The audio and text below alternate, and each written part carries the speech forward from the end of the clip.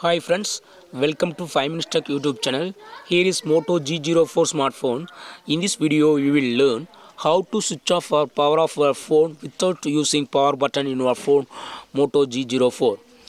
Usually to switch off your phone you will long press this power button, okay, but if you want to switch off your phone without using this power button, yes, you can do it. What you have to do is, first of all, you should have some settings. Go to settings in your phone, then go to accessibility, then go to accessibility menu, and here turn on this button accessibility menu shortcut and give all permissions. Click OK. This is accessibility menu shortcut. You can place it anywhere on the screen, okay.